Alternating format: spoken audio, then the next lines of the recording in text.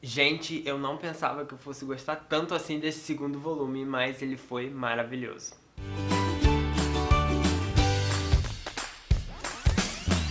Oi, tudo bem com vocês? Eu me chamo Lucas. Nesse vídeo a gente vai conversar um pouquinho sobre a minha experiência de leitura lendo Desaparecidos em Luz da Lua, o segundo volume da série A Passa Espelhos, escrito pela Christelle Dabo, traduzido pela Sofia Soter e publicado aqui no Brasil pela editora Morro Branco. Como eu falei na introdução do vídeo, eu gostei demais desse segundo volume aqui e eu vou explicar como foi a minha experiência de leitura e explicar por que eu gostei tanto assim desse livro aqui nesse vídeo. Mas esse livro aqui é o segundo volume da série A Passa Espelhos, que é a continuação dos Noivos do Inverno. E caso vocês não tenham lido esse livro aqui, talvez esse não seja o vídeo pra você, porque vai ter um pouquinho de spoiler. Mas se você não liga pra isso, eu recomendo só então assistir o vídeo sobre os Noivos do Inverno, que eu vou deixar aqui em cima nos cards. Porque o que acontece? Nesse segundo volume aqui, a gente tem praticamente a continuação do primeiro. Tipo, não passa muito tempo, não acontece muita coisa. Acaba um livro e começa o outro, entende? Então, pra explicar o contexto desse segundo volume, eu vou ter que falar um pouquinho sobre o final dos Noivos do Inverno. E o que aconteceu nele? Descobrimos o real motivo do casamento do Thorne e Ofélia. Nesse mundo aqui, as pessoas têm superpoderes, então Ofélia é uma passa-espelhos, ela consegue viajar através de espelhos,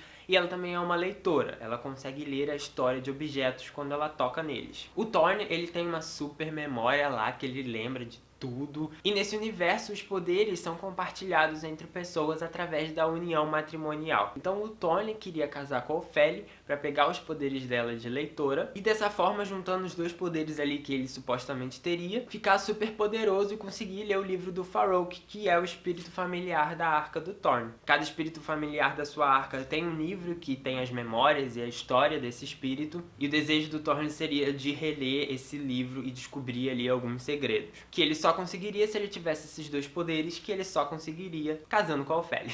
A Ofélia descobre tudo e apesar dela não gostar muito dessa situação, ela entende um pouco o lado do Thorne, ela sente empatia por ele, pela família dele, por algumas outras pessoas ali da corte, ela entende bastante as tretas que estão acontecendo ali, então ela decide dar continuidade a esse casamento, né, apesar dela não estar ainda 100%.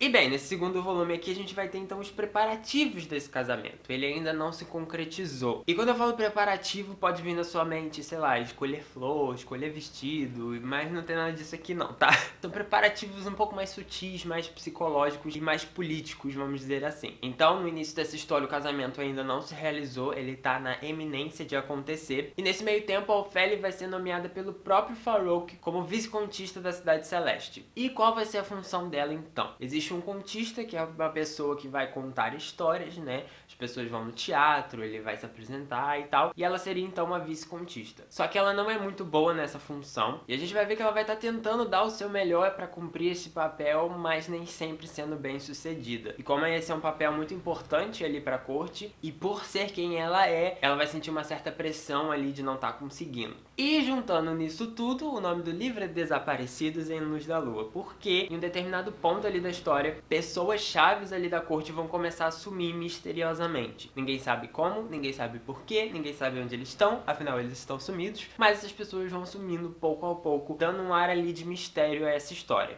Eu gostei demais desse segundo volume aqui por diversos motivos, mas eu acho que o principal deles é porque eu tava bem mais disposto a entender a história e a gostar da história do que eu tava quando eu li Os Noivos do Inverno. Nos Noivos do Inverno a gente vai ter a introdução desse universo, a introdução desses personagens. Não é um livro que coloca muitas respostas para os questionamentos que ele sugere. Ele é um livro muito confuso, muito complexo, você não sai entendendo muita coisa do que você está lendo. Isso pode causar uma certa repulsa, né? Mas como eu acabei o livro e tive aquela experiência que eu contei no vídeo, eu saí disposto desse livro aqui a continuar lendo a série e a gostar dessa série, porque eu gostei desse volume aqui. Então quando eu ainda me embarquei em Desaparecidos em Luz da Lua, eu já tava muito com a mentalidade de tipo, você já gosta dessa história, vamos só ver o que vem aí. Então eu acho que quando você já vai ler um livro disposto a gostar dele, sua experiência se torna bem mais fácil e bem mais prazerosa do que quando você não sabe muito bem o que esperar do livro. Nesse primeiro a gente acaba se agarrando a muitas coisas pra gostar ou pra desgostar, a gente vai avaliando e tal. Mas a partir do momento que eu decidi de que eu já gostei, sabe? Eu pude ler Desaparecidos em Luz da Lua muito mais desprendido em avaliar o livro e mais em aproveitar o que eu estava lendo, sabe? Fora que nesse primeiro volume aqui a história podia ser muito bem confundida como um romance, que não tem nada disso aqui. Mas algum desavisado talvez leia pela sinopse e tende a achar que isso aqui é um romance e não tem nada. Então nesse segundo volume aqui isso já já tá mais concreto. Então, em relação de expectativa dos leitores, eu acho que isso não vai acabar fazendo tanta diferença assim, porque quem já leu esse primeiro volume aqui já sabe que não é pra esperar uma história de romance, né? Mas o livro em si, ele é muito mais interessante do que o primeiro. A gente tem uma trama muito mais elaborada. Em Noivos do Inverno, basicamente, a gente conhecia a Ofélia e ela foi prometida em casamento. Ela vai pra essa arca que ela não conhece ninguém, nem o noivo dela. Ela vai descobrindo ali as tretas e basicamente é isso. É interessante por si só, mas quando a gente chega nesse segundo volume aqui, a gente vê que as coisas podem ser bem mais interessantes. Então a gente tem essa questão psicológica que a Ofélia tá passando por desempenhar um papel importante que ela não tá conseguindo fazer. A gente tem os próprios preparativos do casamento, vendo as movimentações ali das pessoas de quem é contra, quem é a favor e do porquê. Tem esse tom do mistério, dos desaparecimentos que vai se tornar importante. E mesclando isso tudo, a gente vai ter pedaços ao longo do livro que vão dizendo pra gente quem são esses espíritos familiares. A gente sabia no primeiro volume que aconteceu um rasgo no nosso mundo, que gerou esse mundo do universo aqui do livro, mas a gente não entendia muito bem o que era isso, quem eram esses espíritos familiares que gerou essas arcas, qual era realmente o papel deles, e aqui a gente vai ter fragmentos que vão pincelando respostas pra gente,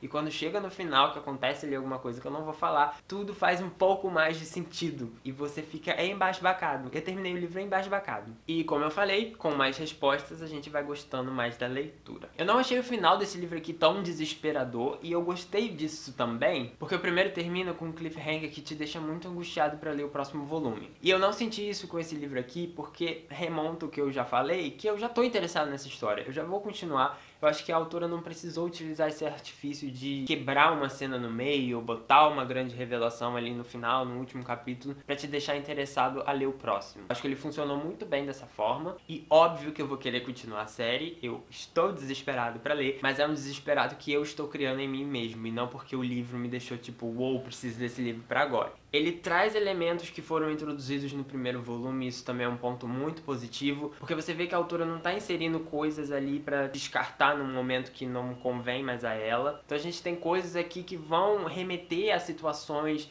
e a elementos mesmo e personagens que foram importantes no primeiro volume. E é muito legal quando você vê que a autora retoma coisas que aos poucos ela foi introduzida nos livros anteriores. Eu sei que não tem muita diferença, né? É uma continuação da outra, né? Não tem muitos livros de distância entre um e outro. Mas é legal quando isso acontece, mesmo as pessoas não acreditando quando a autora falar que já tinha pensado naquilo. É legal de ver que as pistas estavam ali, só você que não viu. Temos o reencontro da Ofélia com a família dela, e é muito engraçado, é muito emocionante também em alguns momentos. Eu não lembrava deles no primeiro volume porque foi bem no início, então tinha aquela confusão toda. Mas nesse livro aqui eu achei as situações que colocam eles muito engraçadas. As crianças são muito cativantes, muito cômicas. Eu lia com um sorriso no rosto porque eu tava realmente gostando de ver a interação da Ofélia de agora, desse segundo livro, com a família dela. E o ponto-chave pra mim, que eu bati palma pro livro e falei, vai ser 5 estrelas favoritado, ele pode acabar aqui, que já tá perfeito, foi quando a trama começou a ficar bem mais política do que no primeiro volume, se é que isso é possível. Mas quando nesse livro aqui começa a falar de censura em museu, eu já tava aplaudindo e falando, ó, perfeito, pode acabar. É uma história que eu tô muito feliz de ler, muito feliz de querer continuar, foi uma surpresa assim tremenda, e eu acho que infelizmente as pessoas vão se afastar porque é um livro muito complexo. Não é uma narrativa que a gente está acostumado, é uma história que te traz mais perguntas do que respostas, é uma narrativa muito confusa em alguns momentos, mas que você precisa também ler com muita atenção. Você às vezes lê um parágrafo distraído, mais lá pra frente o livro vai te cobrar que você tenha entendido aquele parágrafo, então são coisas assim que pesam muito na hora de um leitor de aproveitar a história realmente. Eu acho que muita gente se deparou com Os Noivos do Inverno e encontrou uma coisa que não estava esperando e acabou se afastando da história, mas eu tô aqui fazendo meu papel dizendo que vale super a pena. Vale a pena você não ficar desesperado para ler o livro em dias, porque isso não vai acontecer, é um ritmo lento. Aproveite a leitura, entenda tudo que tá acontecendo, porque vai fazer muita diferença. É isso, embarque sabendo que você vai ter uma história de fantasia muito complexa, muito rica, muito diferente, original em muitos pontos. E bem, se você leu Os Noivos do Inverno e não curtiu, Talvez dê uma segunda chance, porque eu tô nessa vibe de dê uma segunda chance para o segundo volume, porque acho que as coisas estão melhorando.